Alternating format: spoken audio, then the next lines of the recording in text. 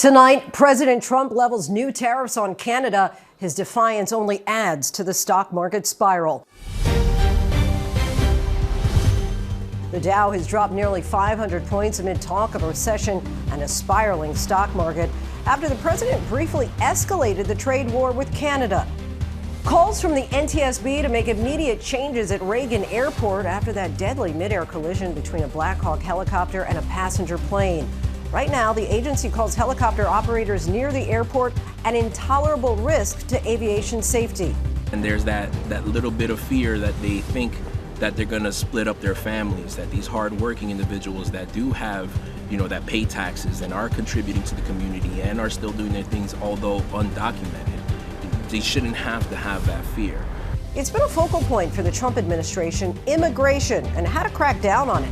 As an aggressive campaign is now underway, we go into communities dealing with the fallout firsthand. Paper Doll, I think, is a reflection that people see me as a two-dimensional figure online, and I think are often projecting things and putting things onto me, when in reality I'm three-dimensional. From social media fame to sudden controversy, actress and activist Dylan Mulvaney reflects on the past and muses about the future during our conversation about life and her new book. From ABC News World Headquarters in New York, this is Prime with Linsey Davis. Good evening, everyone. I'm Linsey Davis. Thanks so much for streaming with us. We begin with economic anxiety and President Trump's tit-for-tat tariffs. Trump slapped on another 25% tariff for a total of 50% on aluminum and steel from Canada before then changing course and reversing the policy hours later after Ontario agreed to cancel a surcharge on electricity. Still, with tariffs on Canadian steel and aluminum at 25%, Americans could see price increases on everything from washing machines and blenders to construction equipment and canned goods. The conflicting tariffs rattled an already volatile stock market. The Dow fell nearly 500 points today, a two-day loss of more than 1,300 points. And Tesla's stock has tanked 39% this year. But the president gave that stock a boost today. With this spectacle at the White House, Trump sliding into a red Tesla and promising to buy one for himself in support of the world's richest man. This as the administration continues to slash federal workers. Late word tonight that the Department of Education is next, effectively being cut in half. Whiplash policy changes and layoffs are driving uncertainty. And markets are going to go up and they're going to go down. But you know what? We have to rebuild our country. The White House is defending the moves as necessary pain for long-term prosperity. For the direct impacts, we'll be joined by ABC's Jacqueline Lee in a moment. But first, here's ABC's chief White House correspondent, Mary Bruce. Standing next to the world's richest man and the architect of his plan to lay off tens of thousands of American workers, President Trump tonight dismissing the turmoil on Wall Street that sent stocks plunging nearly 500 points today, a two-day loss of more than 1,300 points. Mr. President, when you look at the market selling off, that didn't concern you, and where do you see it going? Doesn't concern me. I think some people are going to make great deals by buying stocks and bonds and all the things they're buying. Trump saying he bears no responsibility for the economic uncertainty, though his own words sparked the sell-off when he refused to rule out the possibility of a recession. Are you expecting a recession this year? I hate to predict things like that. There is a period of transition because what we're doing is very big. We're bringing wealth back to America. That's a big thing. And there are always periods of, it takes a little time. It takes a little time. But I think it should be great for us. But today, when pressed by our Karen Travers, a very different answer. Do you think there will be a recession? I don't see it at all. I think this country is going to boom. But as I said, I can do it the easy way or the hard way. The hard way to do it is exactly what I'm doing, but the results are going to be 20 times greater. Trump today dismissing the concerns of many Americans deeply unsettled by his new trade war. But he expressed support and compassion for Elon Musk, the richest man in the world, whose Tesla stock has tanked 39% so far this year. Musk's company losing about $700 billion in market value. The president today inviting Musk to pitch his luxury cars on the White House lawn, announcing he's buying one himself. What's your best of these cars? What do you think? Well, the car that I drive is the Model S Plaid. Which is that one? That red one in the middle. I like that, yeah. Yeah. But while Trump was boosting Musk at the White House, on Main Street, many American small businesses now bracing for the next phase in the president's trade war. Tonight at midnight, new 25% tariffs on aluminum and steel are set to go into effect. Economists say American businesses will pay the costs of those tariffs. Like Highwire Brewery in Asheville, North Carolina, where Adam Charnak says he expects prices to rise on the aluminum cans he needs for his beer. Our cost of goods have gone up. Our cans have already gone up in price. Bottom line is going to eat into a good part of our profits. The U.S. imports more steel and aluminum from Canada than any other country. And for a few hours today, Trump escalated the trade war, threatening to raise the new tariff to 50% after Ontario said it was going to start taxing electricity coming into the U.S. The two countries were able to negotiate a deal, but the 25% tariff still set to go into effect at midnight. Earlier, Ontario's leader not mincing words. Consumer confidence is down. The market's tumbling. You know, there's going to be plants closed in the U.S. Assembly plants will shut down because they won't have the aluminum, or they'll be paying twice, 3 times as much. This is absolute chaos created by one person, and that's Donald Trump. Mary Bruce reporting. And let's take a closer look at the reaction to tariff policy turmoil on Wall Street and Main Street with ABC's Jacqueline Lee. So, Jacqueline, we've seen multiple days of losses on the stock market at this point. Wall Street's fear gauge is at the highest it's been since December. How concerned should we be about the state of the economy right now? So right now we're seeing a lot of angst and anxiety, Lindsay. It really boils down to uncertainty. Investors, they're nervous because there's uncertainty when it comes to tariffs and the trade war. There's a lot of unanswered questions, and that is why the market is spooked. However, when you look at those economic indicators, the numbers, they are still strong. We have historically low unemployment. We are waiting for inflation numbers tomorrow, which of course will be telling. Most of the concern we're seeing is for the future. But for some context, remember, in 2022, inflation was around 8%. Right now, we're at around 3%. Lindsay. And for people who are looking at their retirement accounts, I mean, maybe the best thing is don't look at this moment, but what can people truly do to protect their money? Don't do anything. Just do nothing. Historically, we have been here before. When you look at 2008 and even 2020, the stock market, it does go back up. You have to ride out that volatility. The bottom of the market during the Great Recession was around March 2009. It recovered by 2013. It takes time. So if you can, don't look at the portfolio. I know it's hard, but that is the best thing to do. Do not sell. Lindsay. Good advice there. And as we just heard, these tariffs are at 25% 1 minute, 50% the next. The president is promising even more tariffs impacting the prices American consumers pay on everyday items. How do you think this will play out long term? You know, it's a little too early to tell. I can tell you from the short term, we are expecting prices to go up. I mean, when you think about it, tariffs mean it costs more to import products. That gets passed on to the consumer because the business can only absorb so many extra costs. Large companies like Kohl's and Delta, they say they're expecting consumers to pull back on their spending given the uncertainty of a recession. But of course, if Trump's tactics work and more jobs do come to the U.S., that of course would be beneficial. Lindsay. And how did investors respond to all this today? You know, all three indexes, they're down. A back-to-back loss after a huge slide yesterday. The Dow Jones Industrial Average closed down about 475 points, or 1.15%. The S&P 500 fell 0.75%. Tech-heavy NASDAQ down 0.15%. Lindsay. All right. But as you say, hold it. Don't do anything. Don't do anything. All right. Jacqueline Lee, our thanks to you. The House GOP a short time ago passed a bill in an attempt to avert a government shutdown. The legislation would slightly decrease spending overall, but would increase spending for the military by $6 billion. The bill now goes to the Senate, and it depends on Democrats to move it past a filibuster and to passage before Friday's deadline. And the vote was close, 217 to 213, but the victory is a big one for Speaker Mike Johnson, who in similar votes has had to depend on support from Democrats to avert a shutdown. Joining us now is Republican Congresswoman Victoria Spartz from Indiana to give us the inside scoop on just how it all went down. Representative Spartz, thank you so much for joining us. We know that Speaker Johnson relied on support from Republicans who had never voted in favor of a continuing resolution. How were they convinced this time around?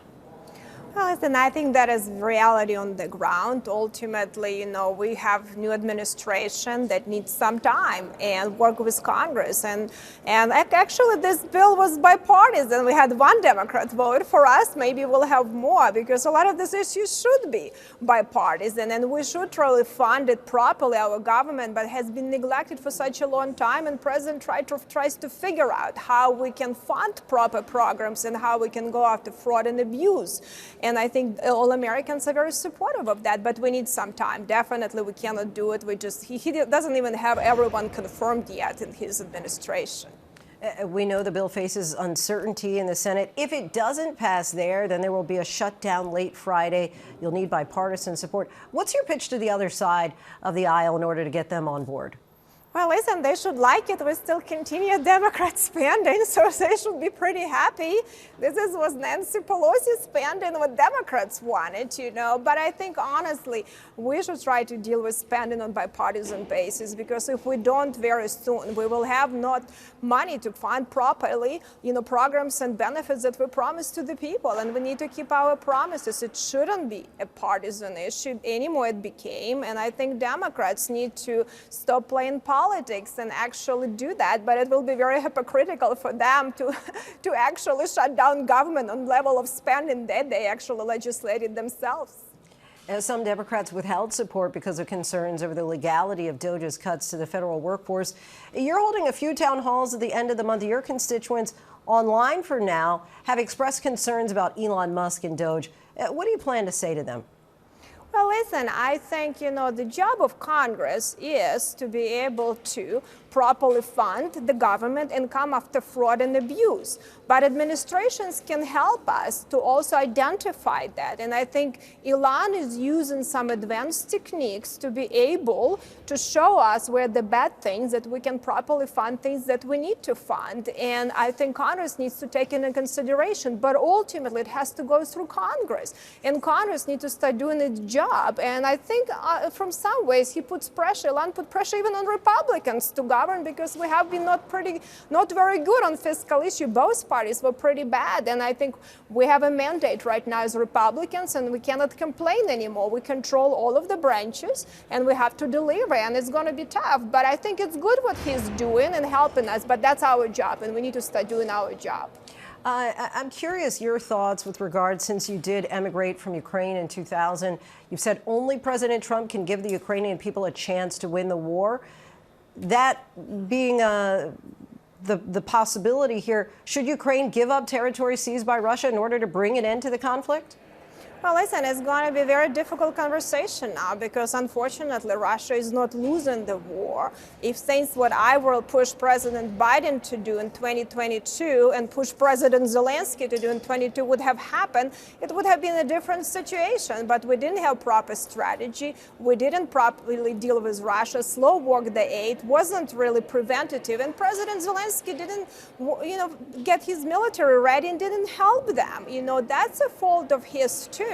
So we are now where we are. So negotiation with Russia are much tougher because they're not losing. It's a different conversation, but we cannot continue having slush fund and giving money with no strategy to corrupt governments. So we need to have something, and you have a discussion, but at least we need to have a ceasefire and have a conversation. But it's not going to be very easy. But I think President Trump is the only person who can put pressure on Putin.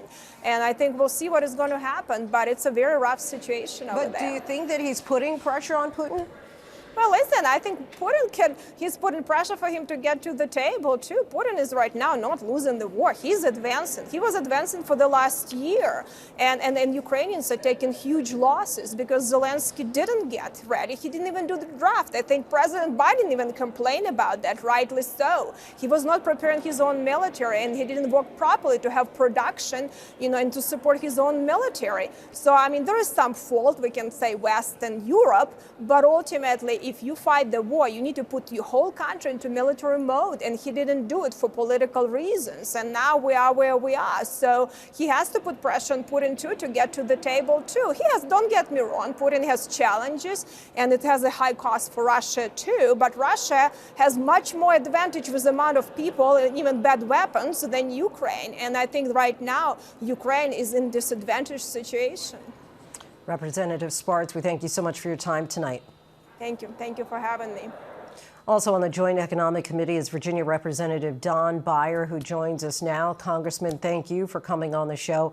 You, along with nearly all House Democrats, voted against the House funding bill. Speaker Johnson called it shameful, saying, quote, "For years, House Democrats have railed against government shutdowns, but they suddenly changed their tune when President Trump returned to office." Your response to that? No. We hate shutdowns. I represent Northern Virginia with the most number of federal employees. So the last thing I wanted was the government to shut down. On the other hand, we've seen a disastrous 45, 50 days of Trump in office where he has refused to obey the law and the Constitution. Right now, we passed this bill, this so-called continuing resolution, a very dirty continuing resolution. He can just go ahead and ignore everything that's in that bill. He's been impounding commitment after commitment that was in last year's spending bill, and then what's on the table right now. So it was really a terrible bill. And the Republicans refused to work with us to try to find a middle ground that would keep the government open. Among the other things it does is it zeroes out all funding for Alzheimer's. It cuts all the veterans' medical, not all of it, but many of the veterans' medical benefits. It's a huge retraction from where we were. And it's certainly not good government at all. Were you surprised at all that Speaker Johnson was able to get the whole party to stand together here? No, we'd expected it, to be pretty close. Both parties have been very good. We lost one vote; they lost one vote. What will be fascinating to see whether the Democratic senators will stick up for the people that are affected by this, As part of the process, House Republicans blocked Democrats from forcing a vote on President Trump's tariffs. Did Democrats have any way around that? Not really. I mean, although it's got to be in the Senate also. It's really tragic, though, because once again, Trump has ignored existing law and the Constitution with all the tariffs he's been announcing in the recent weeks. He inherited on January 20th the strongest economy this country's ever had. And we are rapidly heading towards recession right now just because of the extraordinary uncertainty in business decisions and capital investment and hiring decisions. People are especially in the business world, they're pretty confused about what's going on with tariffs that are 25% in the morning, 50 in the afternoon, and back to 25 at night. Major layoffs, of course, are expected to begin at the Department of Education as soon as tonight. The department is expected to cut about 50% of its workforce. Does Congress have any input on any of this? He's not giving us any. We file lots of bills and we write letters and we hold protests, but while they have the trifecta, not a mandate, by the way, Trump didn't even get 50%. While they have that trifecta of the House, the Senate, and the presidency, all we can do is protest and tell the stories about how it's affecting real American people. Because when you cut the Department of Education in half, that's all the money for children that have disabilities throughout the country. It's all the money for the poorer kids in rural America and downtown urban areas to help them get back on track. The sad part is most of what Trump has done has hurt the people that elected him, and he's done absolutely nothing to bring down the cost of living, which is, I think, why he got elected. Congressman Don Beyer, we thank you so much for your time and input. Appreciate it. Thank you very much. Today, Ukraine agreed to an immediate 30-day ceasefire negotiated by the United States. The question now is, will Russia agree? As part of the plan, the U.S. immediately lifted its pause on military aid and intelligence sharing with Ukraine, which was invaded by Russia more than 3 years ago. Our chief international correspondent, James Longman, has more now from Ukraine. Is this the first step towards peace in Ukraine? After 8 hours of talks, Ukraine has agreed to a U.S. proposal for an interim 30-day ceasefire. We'll take this offer now to the Russians, and we hope that they'll say yes, to peace. The ball's now in their court. The talks in Saudi Arabia called for immediate negotiations to end this war, the first U.S.-Ukraine meeting since that Oval Office blow-up. Trump today hopeful. Ukraine has agreed to it, and hopefully Russia will agree to it. We're going to meet with them later on today and tomorrow, and hopefully we'll be able to wipe out a deal. A proposed prisoner exchange, the return of forcibly displaced Ukrainian children, and a commitment to signing the minerals deal, all part of the discussion. The US also announcing they'll lift the pause on military aid and intelligence sharing. That may have already had an impact on the battlefield. Videos circulating online show Russian forces planting flags in areas Ukraine once controlled. But all this hinges on Russia's willingness to accept and reciprocate on the terms of the deal, and that is far from certain. Putin has consistently ruled out a ceasefire, the administration hoping to change his mind. Before you can negotiate, you have to stop shooting at each other. That's the commitment we got today from the Ukrainian side, their willingness to do that. Obviously now that'll be delivered to the Russians. Hours before today's meeting, Ukraine launched the biggest drone attack of this war so far, reaching all the way to Moscow, injuring at least 20 people. And tonight comes word that Trump's envoy, Steve Witkoff, is headed to Russia to try to get Putin to agree to the ceasefire. Our thanks to James Longman. And as we mentioned, another round of federal worker mass layoffs is expected to start tonight, this time at the Department of Education. Our Mary Alice Parks joined us now. So, Mary, tell us what we know so far. Yeah, we're hearing, Lindsay, that as many as half of all employees at the Department of Education could be terminated, with notices going out tonight. This comes after all employees here in Washington, D.C. were told not to report to their buildings tomorrow. It's very interesting. We're already getting quite a lot of backlash. As you can imagine, one major union representing federal employees writing that they will not stand idly by while this regime pulls the wool over the eyes of the American people, described rampant disinformation, leading to Americans to not actually understand services, resources, grants, and programs that the Department of Education provides. That's from the American Federation of Government Employees. We also heard from the National Education Association, representing teachers across the country. Lindsay, they're talking about their concerns around the poorest Americans. Remember, of course, that the majority of funding for schools is done at the local level, but the Department of Education provides funding for some of the poorest school districts, often in really rural parts of the country. There's a big concern right now among teachers that those students will not get funding that they're entitled to. And I know that you spoke with the CEO of Save the Children U.S. earlier this week. What are some concerns for those working in education and also for American parents? Yeah, a lot of this concern around those poor Americans and rural communities that rely on federal funding to fill in the gap, rely on federal funding for school lunches, for literacy programs. Of course, Save the Children works with some of the poorest Americans across the country, and they're worried that those will be the ones that are hurt first. Title I funding, that's what it's referred to across the country. That's the federal funding that tries to fill in those gaps where local funding can't meet the needs of students, and also enforce civil rights protection for students with disabilities. Lindsay. All right, Mary Alice Parks, our thanks to you. Tonight, the NTSB is calling for immediate changes at Reagan Airport weeks after that mid-air collision between a military helicopter and an American Airlines flight, which killed dozens of passengers. The agency now wants a permanent ban on helicopters in the area. ABC's transportation correspondent Gio Benitez has this story. Tonight, a dramatic move from the Department of Transportation banning most helicopters over the Potomac around Reagan National Airport after an NTSB report revealed a startling number of incidents just in the last 3 years. It comes after more than a month after that deadly crash between a Black Hawk helicopter and a passenger jet. There were 15,214 occurrences or close proximity events between commercial airplanes and helicopters in which there was a lateral separation distance of less than 1 nautical mile and vertical separation of less than 400 feet. Of the more than 15,000, 85 were considered near misses or close calls. When this data comes in, how did the FAA not know? How did they not study the data to say, hey, this is a hot spot, we're having near misses, and if we don't change our way, we're going to lose lives. The ban coming after an emergency recommendation from the National Transportation Safety Board, which called it an intolerable risk. The NTSB also revealing tonight that for the last 15 years, there's been at least one warning every month signaling that a pilot was on a collision course with a helicopter at DCA. Our thanks to Gio. The FBI is joining the search for a 20-year-old college student who vanished on spring break in the Dominican Republic.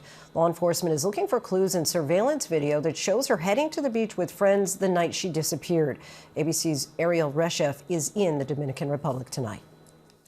Tonight, law enforcement in the Dominican Republic searching for missing 20-year-old University of Pittsburgh student Sodiksha Konanki, poring over this hotel surveillance video, piecing together a timeline of the last moments before she vanished.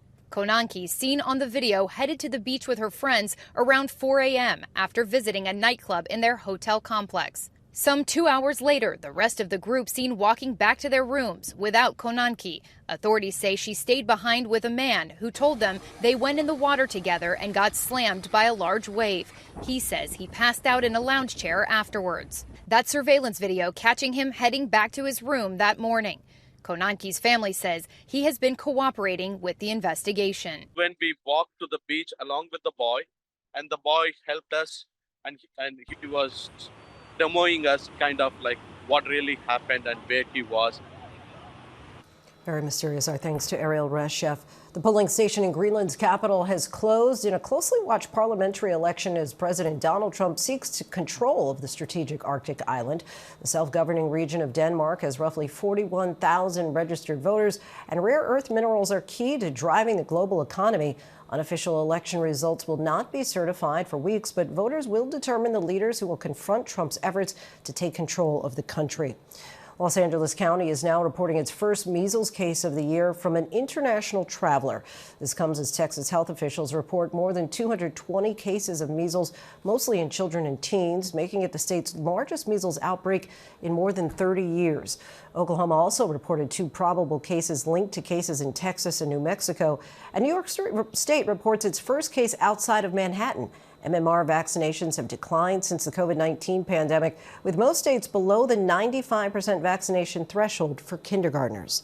Still ahead here on Prime, March 11th, 2020, the day everything changed. 5 years after declaring a global pandemic, we look at the true cost of COVID. But first, beyond the politics, 3 Americans tell us how the immigration debate impacts their lives in ways you may not be able to imagine. Immigration is always going to be an issue. It doesn't matter if it's a Democrat, Republican, but my job is to serve my community regardless who's in that White House.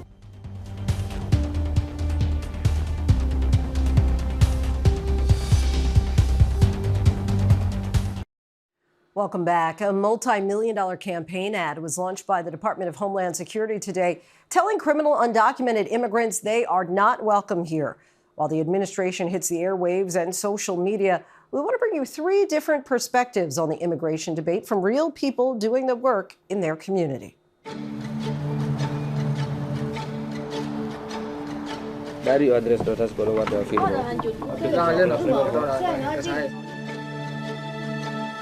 Here we do food pantry, we do clothing drives, we do social services. Majority of what we get are Black immigrants. Some are Muslim, some aren't. Some don't believe in any God. You can't seek asylum from back home, wherever that home is. You have to be at the United States ports of entry and say, I want to seek asylum. The journey is horrific. I've met people who've been on boats for months. The biggest impact I see is misinformation. It's fear.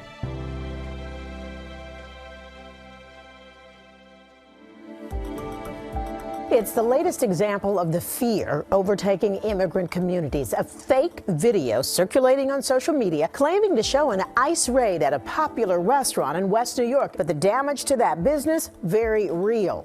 Everything that the video was just describing was just completely false. I did manage to get it taken down, but the damage was already done. They had reached 1.4 million views.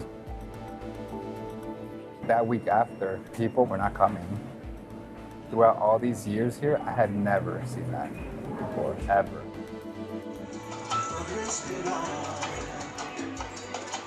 My grandparents were the ones who started the business in 1989, so obviously it's been a lot of years of memories, you know, getting to know a lot of different people, and this honestly has been like my second home. And that's what's more heartbreaking, the clientele that comes to this establishment, to see them be afraid to come here, that breaks my heart. There's that little bit of fear that they think that they're going to split up their families, that these hardworking individuals that pay taxes and are contributing to the community and are still doing their things, although undocumented, they shouldn't have to have that fear. But a lot of our immigrant community as well welcome the raids to clean up the streets. Today, I'm hoping all of us will be a beacon of freedom, of light, and of hope. Your mission is big and it's vast. We will be the first line of defense for anybody that's in the American homeland. We will do everything that we can to protect the American people.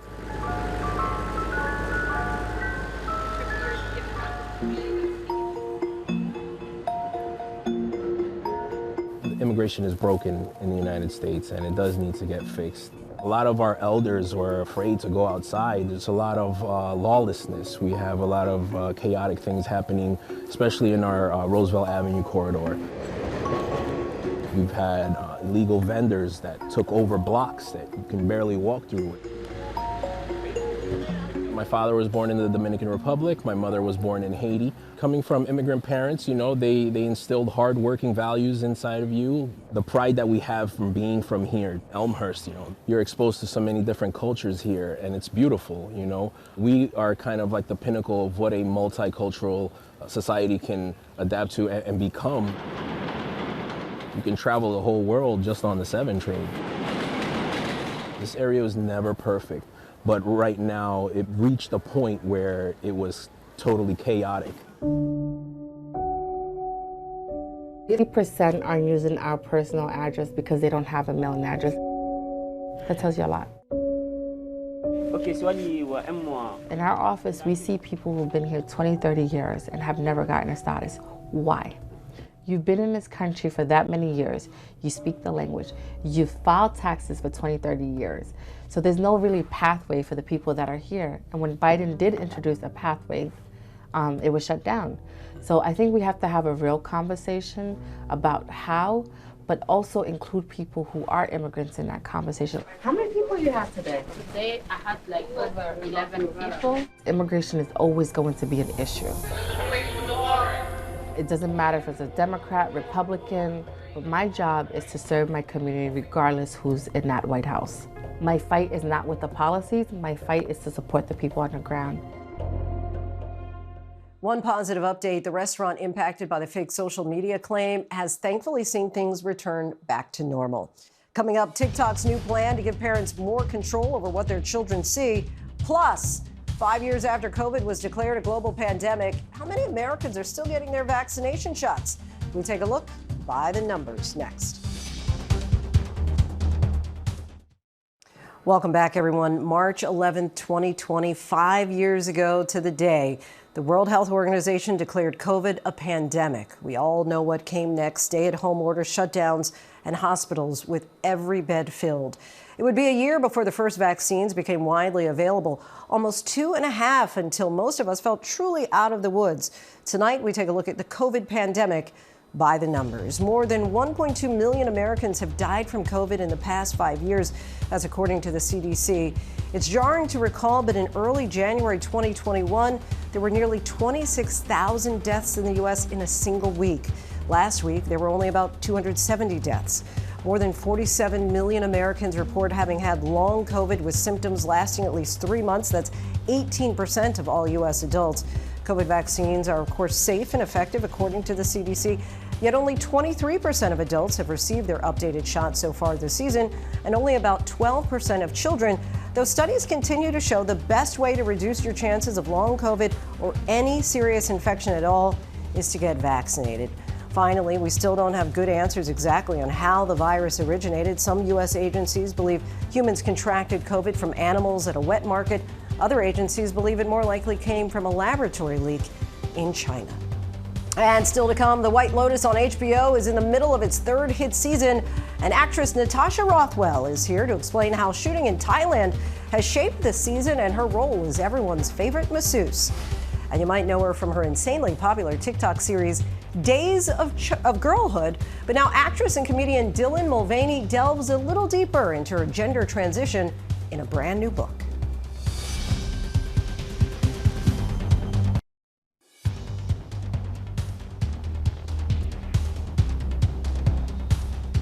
Four people have been charged after a hyperbaric chamber exploded and killed a 5-year-old boy. Say goodbye to your free checked bag when you fly, and the 911 call that ended with ice cream. These stories and more in tonight's rundown.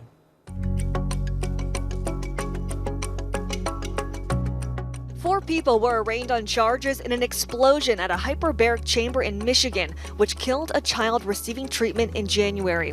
The owner and 2 employees of the Oxford Center were charged with second-degree murder, and the chamber operator was charged with involuntary manslaughter. Michigan Attorney General Dana Nessel said safety protocols were completely disregarded at the facility when the explosion happened. The Oxford Center said it was cooperating with the investigation, but disappointed by the charges as they had not completed their protocol for fire-related accidents. A Justice Department pardon attorney claims she was fired after refusing to recommend that actor Mel Gibson's access to firearms be restored.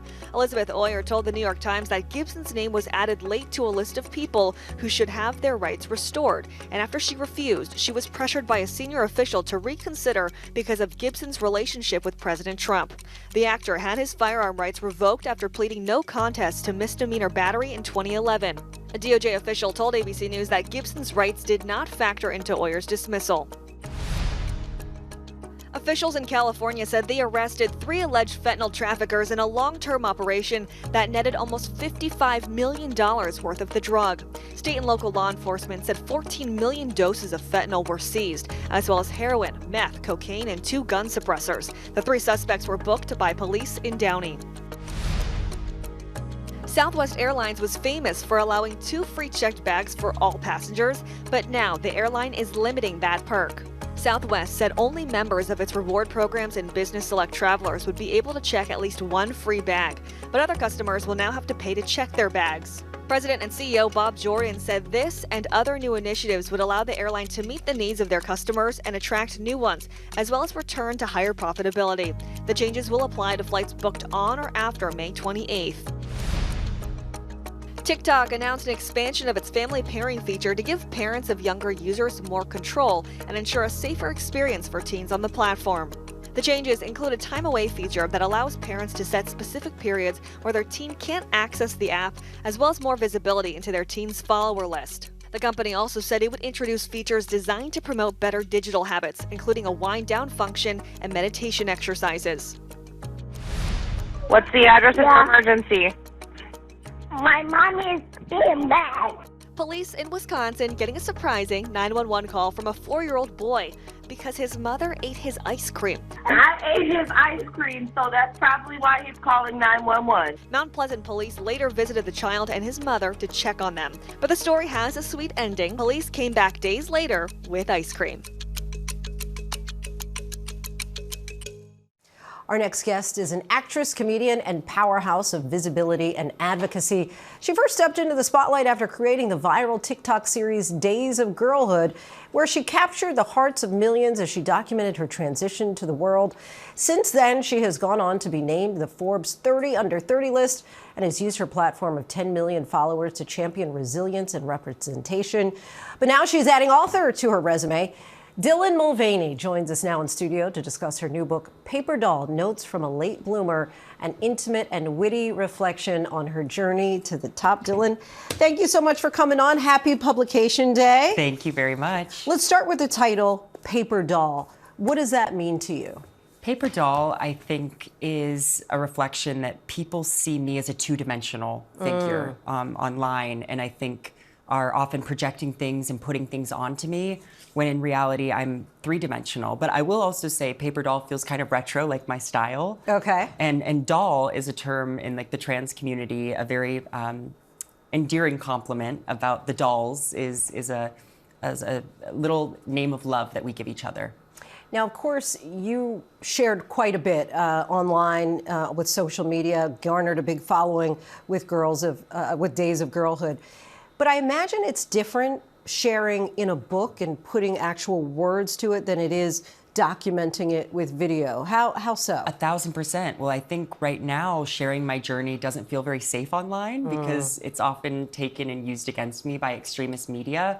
And so I think being able to put it somewhere that my followers can find and still continue on this journey, but especially in the vulnerabilities of after what I like to call Beergate, I was able to do a lot of healing actually through writing some of the essays. Explain Beergate. Beergate was a brand deal I did about 2 years ago that had to do with me promoting beer. It was one Instagram video, and I think what transpired was the making of me into a poster child for something that I did not want to be a part of. Give us a sense of your reaction to the current administration and this climate at this point, especially with the idea of we just want to have two genders in this country that are acknowledged, male or female. Yeah, it's extremely disheartening because I don't believe trans and non-binary people are inherently political. I don't think that our identities should be politicized.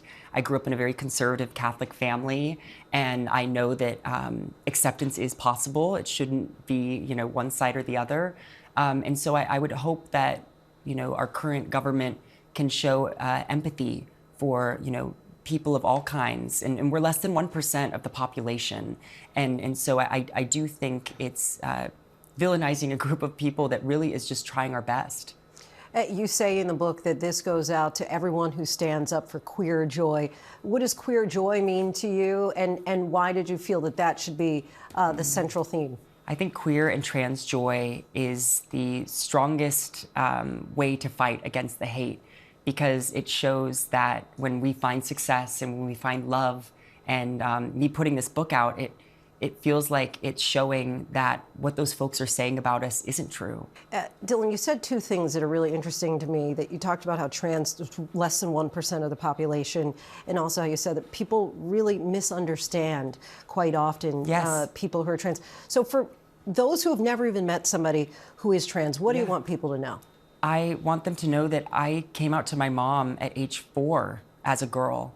And what did you say? I said, I think God made a mistake and put a girl into a boy's body. And, she said, God doesn't make mistakes. But, a number of years later, we made it to where we needed to be. But I want them to know that we are not monsters. We are not trying to do anything but just get by and to live authentically. Dylan, thank you so much for coming on the show. Thank you. Want to let our viewers know Paper Doll, Notes from a Late Bloomer, is out now wherever books are sold. And the Dylan Hour podcast will be available for listening March 19th. Some fans will have to wait to hear classic songs like Piano Man and Uptown Girl live. Billy Joel announced today he'll be postponing tour dates due to his health. The singer says he needs time to recover from a recent surgery to undergo physical therapy. Joel apologized and said his health must come first, adding that he looks forward to getting back on stage. He is expected to make a full recovery. The tour is expected to resume July 5th in Pittsburgh. Our next guest is no stranger to our show. Natasha Rothwell is back as everyone's favorite masseuse. Belinda, who has returned to the hit series The White Lotus. We first saw her in season 1 in Hawaii as someone with a passion for wellness who takes care of those around her. But in season 3, her journey takes her to Thailand to learn new massage techniques. But can someone from her past threaten that peace? Take a look at a clip coming up in next week's episode. I have seen him here, yeah. Telling you. Do you think you might want to do something? Like, to me, I mean, it would be just my luck. I'm just starting to feel good about life again, and plot twist, out of the blue, just... And joining us now is Miss Natasha Rothwell. Thank you so much for coming back on the show. Thanks for having me. So for those who are not among the millions who tune in to see The White Lotus, give us a sense of what your character Belinda is about. So the character Belinda, she works at the Maui White Lotus, and she's on sort of a work exchange program for the White Lotus in Thailand. And she's there to learn new massage techniques, and she's also sort of moonlighting as a guest because she, only worked there, and now she's actually able to be a guest there.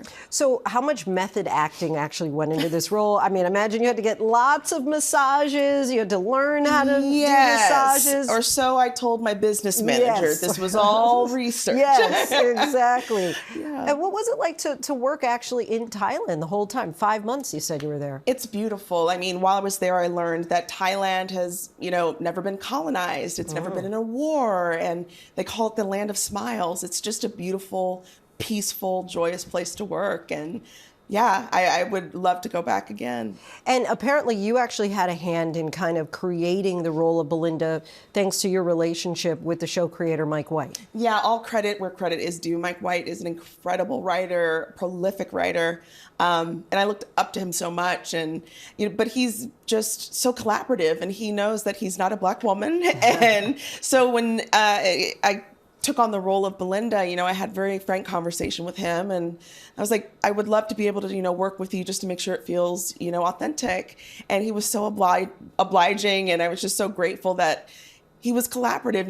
A lot of directors, sometimes they are stuck in their ways, but he was just so open and warm, and that sort of started our friendship. And we did that same process for season 3. And we know there are so many shows where the actual location, the setting, actually becomes an additional character. Yeah. Give us a sense of the environment, the spirituality of Thailand that added more to the series. Yeah, I think there's such an energy, and that sounds sort of, hippy dippy to say, but there's an energy there. And I think it's evident on screen. It feels like there's another character in the show, and there's so much actual life in Thailand. I'm talking elephants and snakes and lizards and toads. And so there's this sort of heartbeat of what Thailand is that sort of carries everything. And we know that there's a moment where Belinda's on the phone with her son, who's going to be coming soon. Yeah. Can you give us without any spoiler alerts, a sense of what's to come for your character? I've signed my life away, but what I can say is that, as a mother, if she feels that she or her child is threatened, Mama Bear's going to come out. So we'll As see. Mama Bears do. All right. We thank you so much, Natasha. Really appreciate you coming back on the show. New episodes of The White Lotus Season 3 debut weekly on Sundays on HBO and will be available to stream on Max. And that is our show for this hour. I'm Linsey Davis. Be sure to stay tuned to ABC News Live for more context and analysis of the day's top stories. Thanks so much for streaming with us.